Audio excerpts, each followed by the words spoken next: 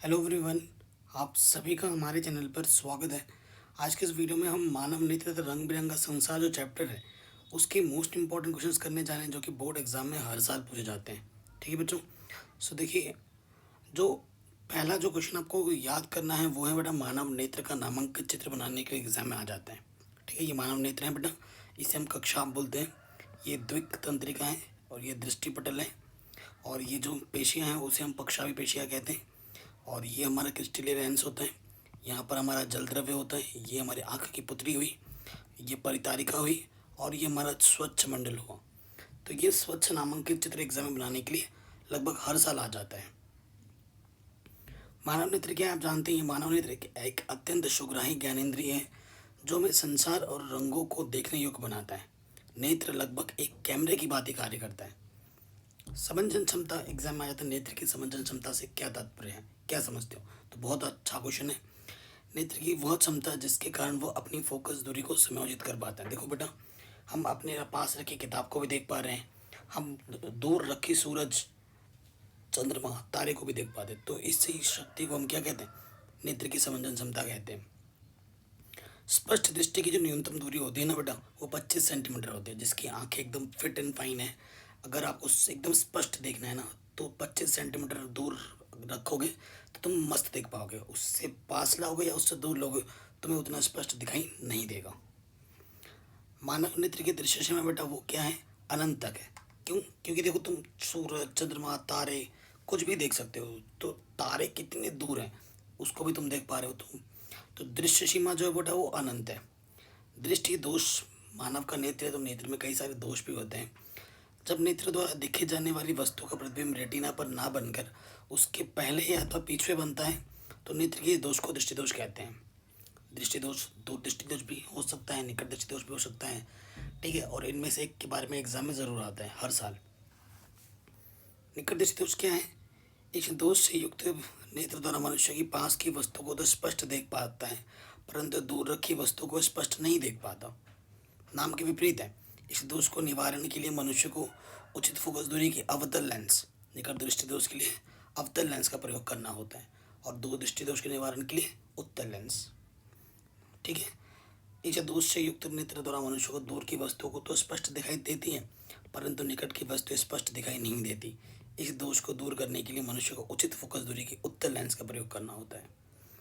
जरा दूरदृष्टिता, एक दोषी नेत्र द्वारा मनुष्य ना तो निकट की वस्तु और ना ही दूर की वस्तु स्पष्ट देख पाता है। ये प्रॉब्लम किन को होती है? बुड्ढों में होती है, देखा होगा। ना तो वो दूर का देख पाते हैं ना ही वो पास का देख पाते हैं। ठीक है, तो ऐसे दोष को हम क्या कहते हैं? जरा दृष्टि दोष। और इसको दूर करने के लिए द्विफोक्सी लेंस लगाते हैं। जो जो वृद्ध आदमी में जो चश्मा लगाता है ना, बनता है, उसमें क्या होता है ना बेटा कि ऊपर जो गोल चश्मा होता है ना, इसके एक हिस्से में तो बेटा उत्तल लेंस लगता है और एक हिस्से में अवतल लेंस। कभी कभी देखा होगा बुढ़े लोग चश्मे को नीचे खिसका लेते हैं आँख से ताकि वो फिर नीचे वाले इस चश्मे पर फोकस कर पाए और वो थोड़ा आराम से पढ़ पाए। ठीक है, तो यही कारण होता है। अगला क्वेश्चन है, कितने साल पूछा गया आप खुद देख सकते हैं, है ना। कह रहे नेत्र की लिस्ट और संबंधन क्षमता से क्या अभिप्राय है? नेत्र लेंस की वह क्षमता है जिसके कारण वह अपनी फोकस दूरी को समायोजित करके दूर तथा निकट की वस्तु को स्पष्ट देख पाती है। नेत्र की समंजन क्षमता कहलाती है। अब तारे क्यों टिमटिमाते हैं? देखो, तारे जो हैं वो हमसे बहुत ही ज़्यादा दूर हैं। तारों के प्रकाश की वायुमंडलीय अपवर्तन के कारण, देखो हमारा जो वायुमंडल है उसमें धूल के कारण कई सारे गैस वगैरह बढ़े बढ़े हैं, टिमटिमाते प्रतीत होते हैं। क्योंकि पृथ्वी के वायुमंडल में प्रवेश करने के पश्चात पृथ्वी के पृष्ठ पर पहुंचने तक तारे का प्रकाश निरंतर अपवर्तित होता रहता है। ठीक है, अपवर्तित, टकराने के बाद इधर उधर मुड़ती रहती है। चूँकि तारे बहुत दूर हैं अतः वे प्रकाश के बिंदु स्रोत के सन्निकट हैं। पृथ्वी के वायुमंडल की बदलती भौतिक अवस्थाओं के कारण तारों से आने वाली प्रकाश किरणों का पथ थोड़ा थोड़ा परिवर्तित होता रहता है अतः तारे की आभासी स्थिति विचलित होती रहती है। आंखों में प्रवेश करने वाले तारों के प्रकाश की मात्रा कभी कम तो कभी ज़्यादा होती है, इसी वजह से वो झिलमिलाती रहती है और इसी कारण हमें तारे टिमटिमाते हुए नजर आते हैं। अब क्या है कि ग्रह क्यों नहीं टिमटिमाते हैं? ये जो ग्रह हैं वो क्यों नहीं टिमटिमाते हैं? तारे टिमटिमाते हैं क्योंकि तारे जो हैं बेटा वो बहुत ज़्यादा दूर हैं। ग्रह तारों की अपेक्षा बहुत नज़दीक हैं। ग्रह तारों की अपेक्षा पृथ्वी के बहुत पास हैं, इसलिए इन्हें विस्तृत स्रोत की भांति माना जा सकता है। यदि हम ग्रह को बिंदु आकार के अनेक प्रकाश स्रोतों का संग्रह मान लें तो सभी बिंदु आकार के प्रकाश स्रोत सामान्य नेत्रों में प्रवेश करने वाली प्रकाश की मात्रा कुछ परिवर्तन का औसत शून्य होगा। ठीक है, मतलब जो परिवर्तन होता है वो बहुत ही शून्य के बराबर होता है। इसी कारण टिमटिमाने का जो प्रभाव वो लगभग खत्म सा हो जाता है, अतः ग्रह तारों की तरह नहीं टिमटिमा पाते। ठीक है, ये है चीज़ है। सूर्योदय और सूर्यास्त के समय सूर्य रक्ताभ क्यों दिखाई देता है, लाल क्यों दिखाई देता है? तो इसका रीज़न है बेटा बेनी आ पीना ला। बेनी आ पीना ला, ला सबसे लास्ट में होता है और नीचे होता है सबसे।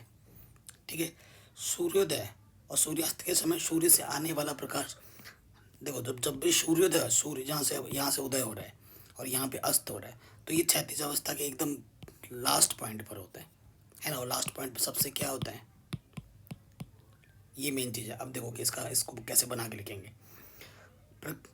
सूर्य से आने वाला प्रकाश नेत्रों तक पहुँचने से पहले पृथ्वी के वायुमंडल में वायु की मोटी परतों से होकर गुजरता है। इस दौरान कम तरंग दैर्घ्य के प्रकाश के अधिकांश भाग का वायुमंडल में प्रकीर्णन हो जाता है। हमारे नेत्रों तक पहुंचने वाला जो प्रकाश होता है ना, उसकी तरंग दैर्घ्य सबसे ज़्यादा क्या होता है, लाल रंग का तरंग दैर्घ्य सबसे ज़्यादा होता है।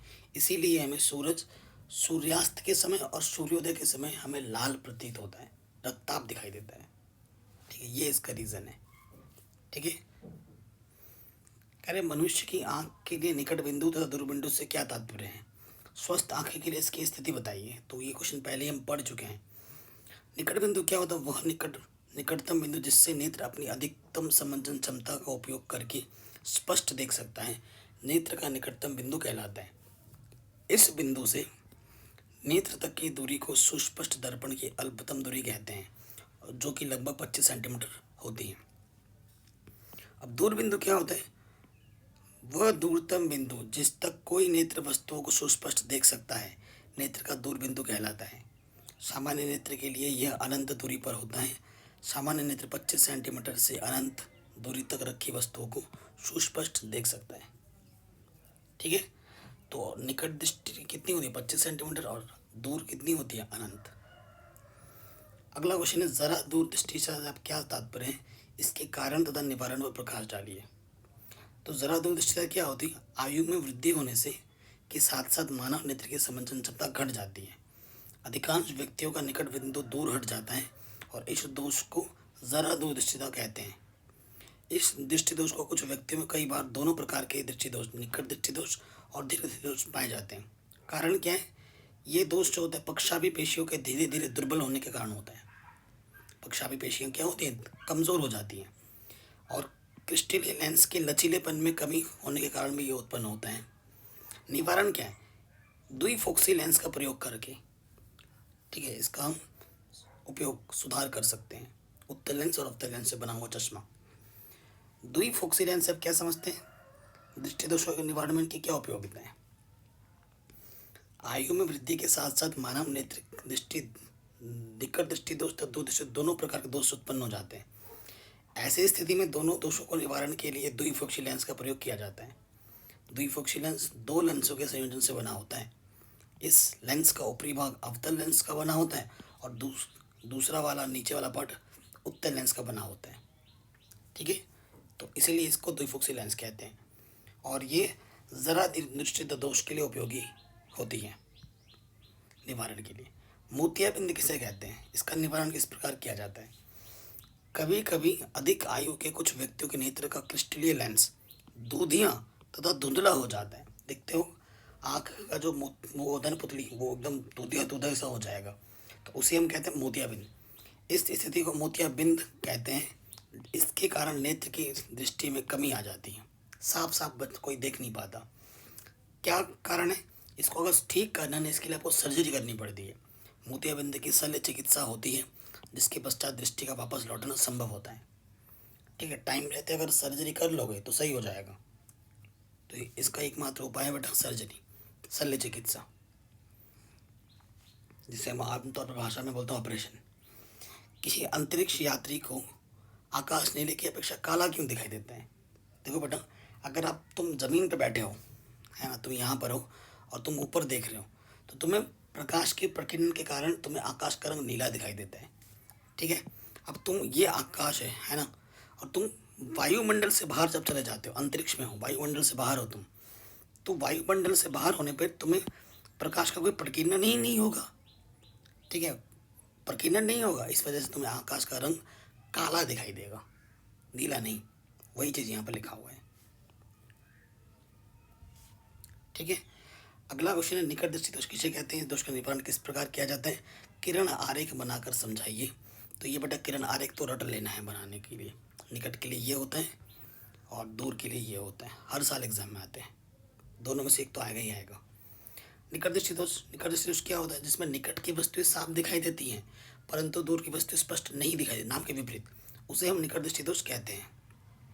इसमें क्या होता है, नेत्र का दूर बिंदु अनंत पर ना होकर पास आ जाता है।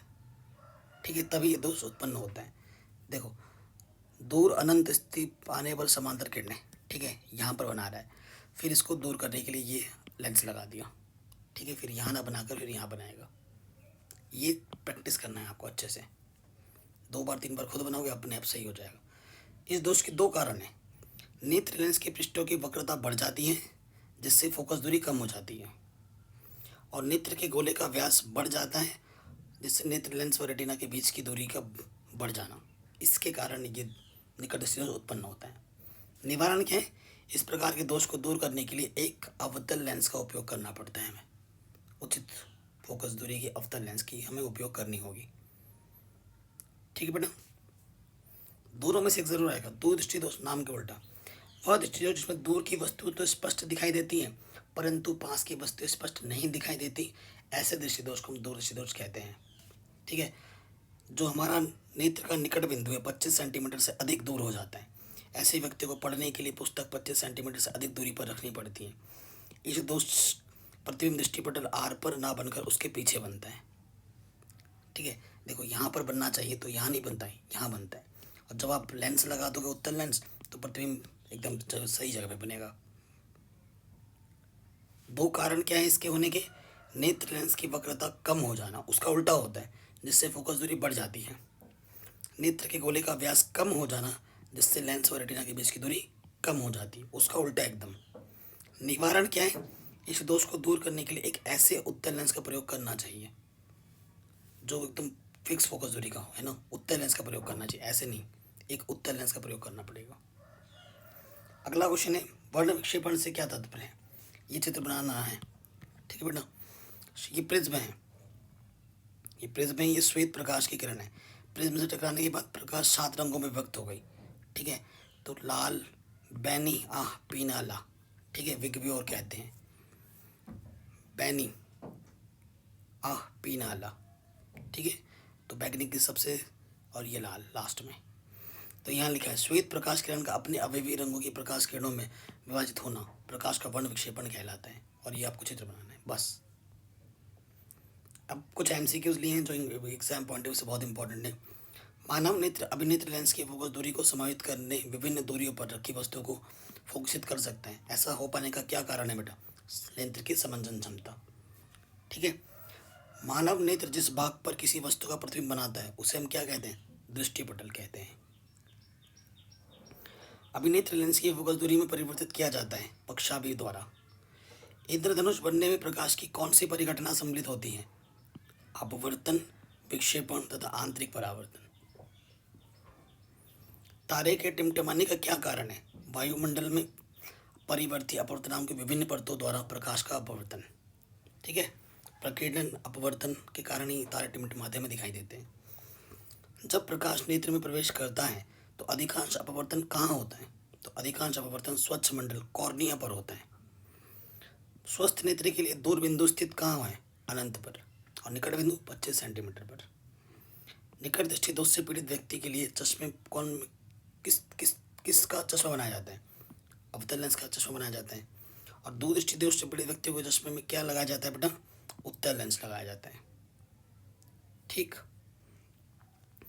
दूर दृष्टि दोष के कारण वस्तु का प्रतिबिंब कहाँ बनता है, रेटिना के पीछे बनता है। ठीक है, और निकट दृष्टि दोष से पीड़ित व्यक्ति का दूर बिंदु स्थित कहाँ होता है, 25 सेंटीमीटर से कम दूरी पर होते हैं। दूरदृष्टि दोष से पीड़ित मनुष्य का निकट बिंदु कहाँ स्थित होता है? 25 सेंटीमीटर से अधिक दूरी पर स्थित होता है। वायु एक सघन माध्यम की सतह से समांतर आपतित किरण के लिए माध्यम में अपवर्तन का कोण क्या होता है? क्रांतिक कोण के बराबर होता है। मानव नेत्र में रेटिना पर बनने वाला प्रतिबिंब उल्टा होता है परंतु सीधा दिखाई पड़ता है। ठीक है। श्वेत प्रकाश के अपने अवयवी प्रकाश रंगों में विभाजित होने की घटना प्रकाश का वर्ण विक्षेपण कहलाती है। यदि वायु के आप सापेक्ष कांच का अपवर्तनांक 3/2 है तो कांच के सापेक्ष वायु का अपवर्तनांक कितना होगा? 2/3, उसका उल्टा। जब श्वेत प्रकाश प्रिज्म से गुजरता है तो सर्वाधिक विचलन होता है किसका? बैंगनी रंग। बैनी पीना ला, बै सबसे ऊपर है तो बैंगनी रंग का सबसे ज़्यादा होता है। जब श्वेत प्रकाश कांच के प्रिज्म से गुजरता है न्यूनतम विचलन किसका होता है? लाल रंग का। बैनी पीना ला, ला सबसे लास्ट में तो लाल रंग का होता है। श्वेत प्रकाश के 7 रंगों में से किस रंग की तरंगदैर्घ्य सबसे अधिक होती है? लाल की। तभी तो हमें सूर्योदय और सूर्यास्त के समय लाल प्रतीत होता है। कांच का अपवर्तनांक अधिकतम कहाँ होता है? बैंगनी रंग के लिए होता है। कांच का अपवर्तनांक न्यूनतम कब किसके लिए होता है? लाल रंग के लिए। कांच का अपवर्तन अधिकतम होता है किस में? ये तो हो चुका है बेटा। तो आशा करता हूँ ये चैप्टर्स के जो इंपॉर्टेंट क्वेश्चन मैंने बताए बेटा, ये ऐसे क्वेश्चन है जो बार बार बोर्ड एग्जाम में पूछे जाते हैं। अगर वीडियो अच्छी लगी तो प्लीज़ लाइक शेयर ज़रूर करें और डिस्क्रिप्शन ज़रूर चेक करें। बाकी सभी चैप्टर्स मैंने करा रखे हैं। जय हिंद, अपना ख्याल रखें।